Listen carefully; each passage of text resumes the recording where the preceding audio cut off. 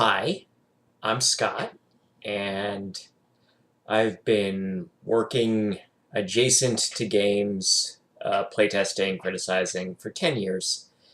And this is my ongoing series where I think out loud a D&D setting, one chunk at a time, in a player's first sort of way, because I guess I can't think of a way to write a D&D setting except with what the players actually interact with first.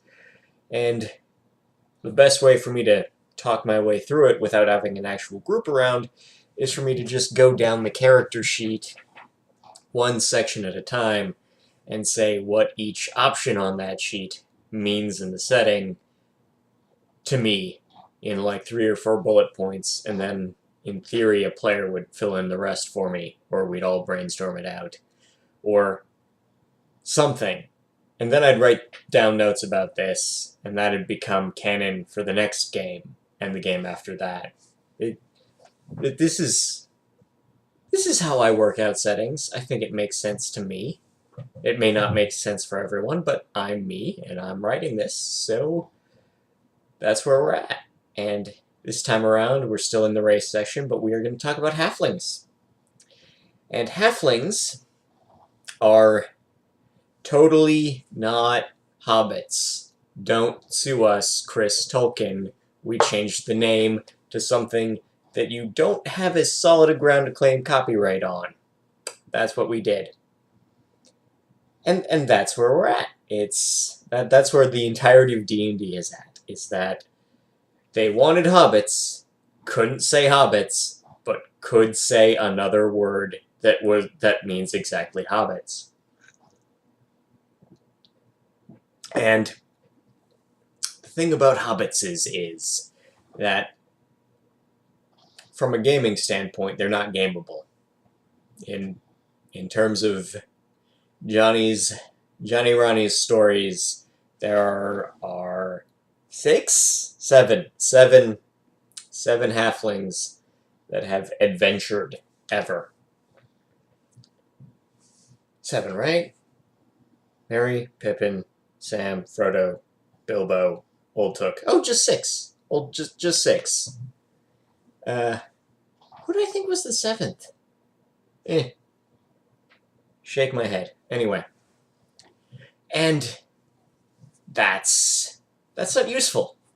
There are 6 hobbits that have left their homeland and done a thing. And that's not gameable, as far as I'm concerned, because I know a lot of players will say that happy people don't fight dragons. And I'm trying to fight against that. I want for each race or each culture, for there to be a reason for people to leave and do a thing. And with halflings, we have to sit down and say, okay, no, let's just, again, own the trope. The halfling lands are rolling hills, and they're bounded by slow, lazy, wide rivers, and a forest that holds nothing too terribly creepy or odd in it. Absolutely pastoral bliss. Everything someone who is fighting against the industrialization of England would want to see in a homeland for a bunch of people. And, they're all stalwart and stout and perfectly sensible. Except that every single one of them goes on ramble. Because if we're going to steal from rural England, let's steal something newer from rural England. And this idea that land can't be private property. I mean, you can own and not in the sense of Kender where, oh yeah, I'm just borrowing your useful shit and being a jerk player, because every option in D&D comes with its antisocial version. But this idea that they don't necessarily see the harm in walking across your fields. And so we have a situation in which you're 33 or whatever, you should go on ramble. You should see the world and see how crazy and messed up it is, so you come back here and do something sensible like farm turnips. Go find your story and then come back to tell it. So we have legions of young adult halflings going out into the world, and they all each go on an adventure and then come back.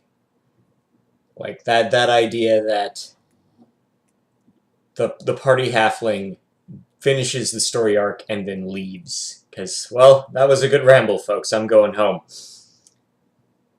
I think that's where we start. That is where we start with halflings, is that culturally they are all super rural and super normal and stereotypical of England in the pastoral setting, except that they do this one thing where they go out and see the world. And hell, most of them don't even go that far or see that much, but they realize that, nope, farming turnips, that's what my goal is. That's who I am. That's what I'm gonna be. I saw a half-elf and didn't like it, and now I don't need to see anything else ever. But once in a while you get one that does go out further and does more, and that's your player characters right there. That's your halfling player character.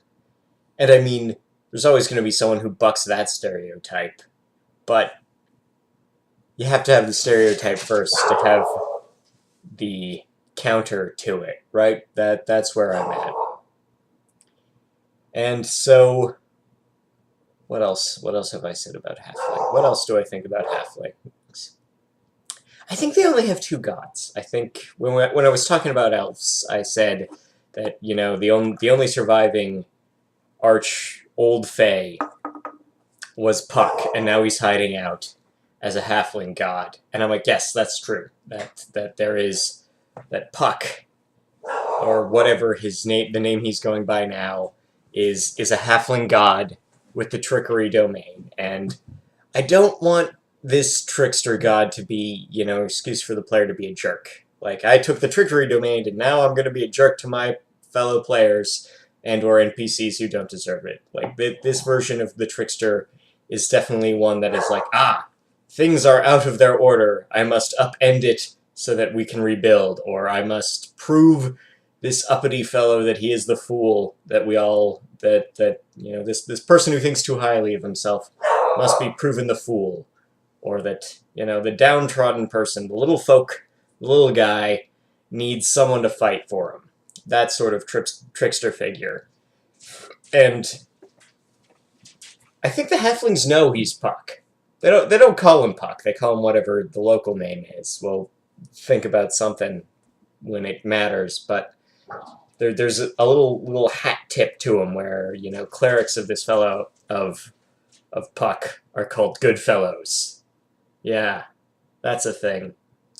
And I think the other halfling god is sort of more your typical home and hearth and harvest figure. Something vaguely maternal, vaguely earth mothery, but just... and a little Vestal, I guess. Like, Vestal and harvesty. Something about plenty. And I think that's, like, the standard halfling god already, like Yondala, the whose symbol is a cornucopia in the main book, right? Like, that's the thing. Like, let's keep Yondala or something like her around, and then we'll just have this trickster figure that represents the more active, outside-facing version of halfling life. And what else do we know about hobbits? Hobbits write books. They write books. They come home and they write books, or they tell tales, like going on rambles about finding yourself, but also finding a story. Like, everyone has the story they tell, and it's about when they went out or some other thing that happened to them. Everyone has to have one to be an adult halfling. But you have to have the story you tell when you're sitting around and the work is done. And maybe it's just about that time, you know, you found a goblin in the strawberry patch and you chased him off with a big stick. But you tell it well, and that's all you need to do, and hopefully you're surrounded by enough people that you don't have to tell it too often so no one gets bored of your chasing goblins out of the strawberry patch story. And telling stories of others is reserved for bards. Like, bards are semi-sacred. They're a protected class. Like, ooh, that's a calling. That's not a vocation. That's an avocation among halflings. And then hey, you got bards. Yeah, you gotta have bards. So we've got these rural communities, and the politics are really simple and probably deeply familial. It's like, oh yes, yes, the proud feats. They've always been mayors of this town, and they've always feuded with, the Stouthearts, and it's always petty and silly, but that's just the way things have always been. And family definitely counts. Like you could be third cousins on your aunt's side, twice removed, but well, that's just you're practically brothers, right? I think the last time I played with a bunch of halflings, we actually no, the last time I played with halflings in a D&D game, we leaned into that. That was the joke, is that three characters were halflings, and they were all obscure, bizarre, extended family. But the second you said, so not really related at all, you'd say, no, we're practically brothers. Even the sister. Even the sister were practically brothers. And so that community identity, that's a tightness that you can't break. Even dwarf clans envy how loyal they are to each other when things matter, or when things don't matter, because it's a feud over, grazing land for sheep, right? Those Sackville Bagginses, they're grazing their sheep on the wrong side of that tree again. Better be mean at them at harvest tide. Halflings are way simpler, and I mean, I like that. Elves I had a whole ramble on. I had a whole rant about. But halflings are like, no, just this thing, and this thing. And you put those together, and that's my ideas on how you would play a halfling in my game. The things that matter to halflingdom. I guess next week we tackle whatever's next in the book. What's next in the book? Let's tease now. Ooh. Human. Yeah, I guess that makes sense, right? Except gnome is after halfling and human, so this is clearly not alphabetical. Why did I say it was alphabetical when I started this? But no, we're going to talk about humans, and I have things to elaborate on humans, because that's going to be a big chunk of setting backstory, and that'll have handles on it. So if you want me explaining humans, of course, subscribe and the notification, or you could just tell me that I'm clueless and stupid and wasting your time in the comment section down below. And there's a thumbs up and thumbs down button that don't matter. I'm sorry, I'm gonna peel the wool off YouTube. The ratings don't matter. The fact that you rated matters more than what the rating is. So rate and comment and subscribe, and see you next week.